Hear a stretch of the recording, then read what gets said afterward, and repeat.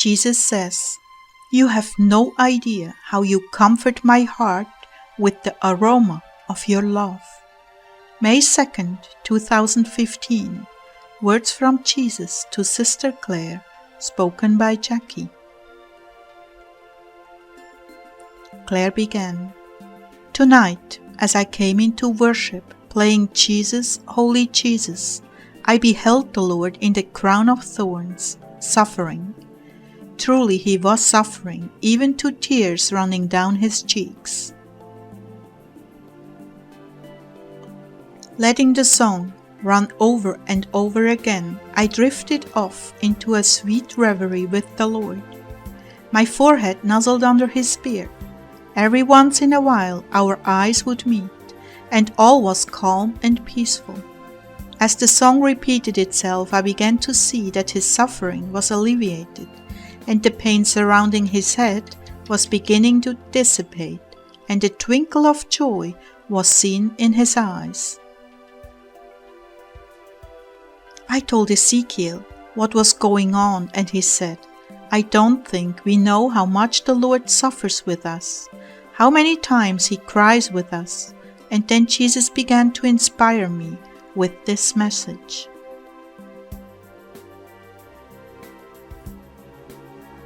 Never underestimate the power behind consoling your God. Do you know the heartbreaks I must suffer every day? And when I come into the throne room of your heart and find you waiting there for me, just longing to be with me, oh, you cannot imagine how you brighten my heart.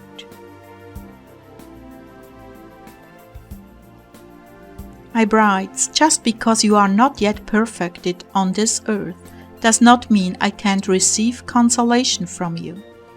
Your tender affection to me soothes the burning of my heart for souls that are suffering sheer torture, and for souls that have totally turned their backs on me. Both extremes I encounter day by day. Both extremes rend my sensitive heart.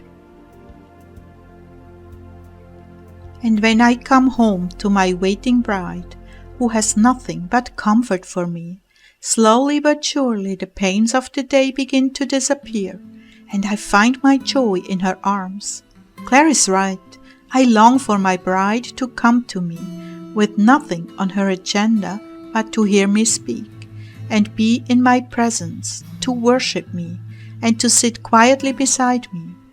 The refreshing waters of her heart are like a flowing brook surrounded by gardens, gently perfuming the air with rivulets of water, singing out to me.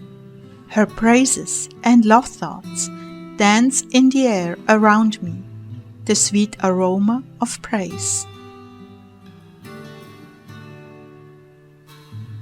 And there we sit together, beside gentle waters, washing away the threads of the day from one another's life. She soothes me, and I reciprocate by soothing her. Her countenance comforts me, and mine comforts her. Together we drift in this stress-free zone, heavily laden with the aroma of love.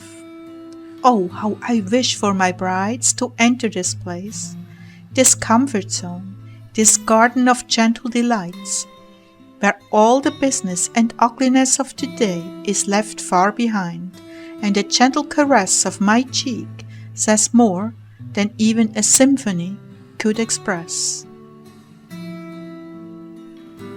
I'm deeply touched, my brides, by your devotion to me, your desire for me, and your exclusion of the world and all its allurements. In a world so taken up with the doings of men, you are a rare garden on an exotic planet, somewhere yet untouched by man. This is what I longed for and sought after with Adam and Eve, but alas, the spoiler of everything good found an inroad to corrupt them. But in eternity there will no longer be any vestige of evil, and I will have before me my victorious creation, those who chose me above all else, even life itself. Please, my sons and daughters, do not hesitate to come into my presence this way. Offer me your heart as my resting place. Offer me the tender gaze of concern that I might forget the callous indifference of men. Give me a place of repose that all my creation should have afforded me. Bring me into the garden of your hearts and tend to my wounds.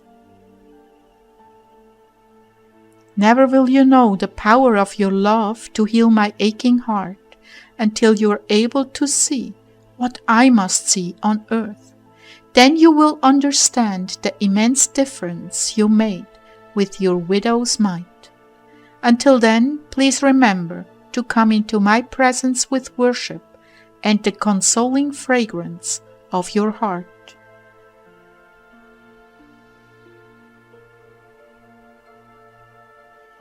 You are mine, and I am yours, and that is forever.